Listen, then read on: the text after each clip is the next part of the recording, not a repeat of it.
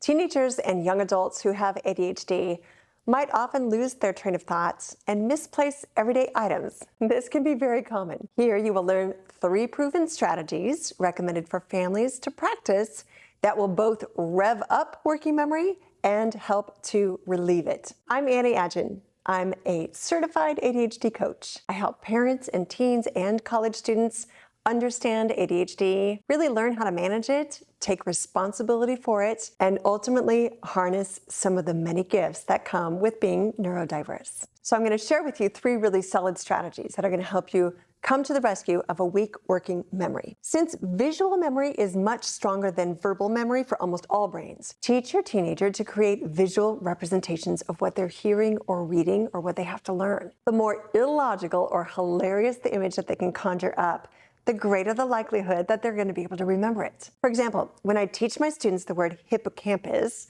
the part of the brain that's crucial to learning and memory, we create a picture of a hippo with a crown of flowers on its head sitting in a hammock between trees on a college campus. This mental image instantly makes the new and unfamiliar word hippocampus much more likely to stick in the brain. No student I've ever coached has ever forgotten the word hippocampus. Research suggests that the use of visual imagery improves retention by up to 65% because of dual coding. And that means the new information is encoded in both visual and verbal memory. Visual mnemonics are an excellent way to back up memory and to support the ADHD brain. The next tip is super important. You're going to offload the working memory and lighten its burden by writing things down. Now, you probably already do this, and I know it sounds so simple, but writing things down is absolutely the best way to assist the working memory. While writing stuff down is good, it's only as good as your systems for recording and retrieving the stuff you're writing. So otherwise, piles of random Post-its and scratch paper and notes taken on the back of envelopes are going to pile up and create a whole nother problem. So here is the write it down system that works best for the families that I coach. Use a dedicated family notebook to keep track of reminders and instructions for your busy household. Place a spiral notebook in a central location, like the breakfast counter or the entryway table, and keep a whimsical pen or Sharpie attached to it at all times. I understand texting each other is always going to be the default for our teens. A physical notebook is so much more effective for brains with ADHD. Family members can check the notebook for instructions and tours when they get home from school or whenever they need to remember their tasks. Your teen crosses off the chores that they finished in the notebook. And of course, they're going to jot down a quick note like, love you, Mom. See you after soccer practice. I'll be home at 10. And then they can head out of the house and you know what's been done.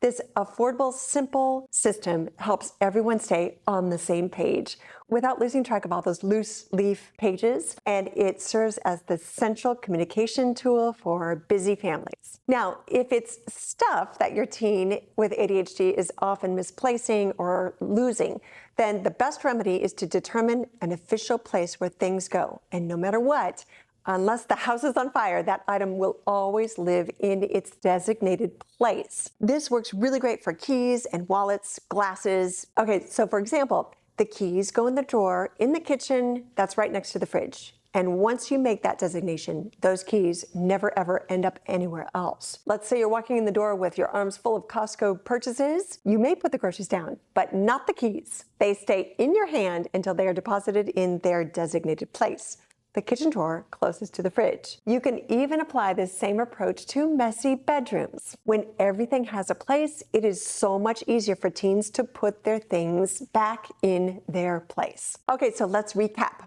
Your 3 strategies for improving working memory are the mnemonic practice of creating visual imagery in order to make information stickier and more memorable, writing things down in a shared family notebook, and designating an official location where all important belongings are always placed. You and your students can go so far working with a certified ADHD coach. One of the most important things a coach will help your teenager with is sharpening their executive functioning skills. Executive functioning skills are the mental processes and skills that enable your teenager to plan, focus their attention, remember and follow instructions, and manage themselves and manage their tasks successfully. Even though we can't take ADHD away, The good news is that all of these executive functions can be taught and learned and grow, with the slight exception of working memory. Working memory can improve somewhat with the use of ADHD medication and coaching, and also with mindfulness practices. But don't expect it to bulk up quite as much as the other executive functions, even with coaching. Even though we can't really increase working memory from, say, holding 3 to 4 pieces of information at a time, all the way up to 9 or 10. We do have many effective ways to support the working memory, which then allows it to do its job more efficiently, even if we can't dramatically increase its capacity. Lastly, I have these important recommendations for all of my dear parents. Work closely with your teenagers' doctors to make sure that you are following the recommendations, not just for medication, but also high quality sleep, diet, and exercise. These are the areas of biggest impact on your child's working memory, all their cognitive functions, as well as mood and behavior. Also, be sure to treat anxiety first.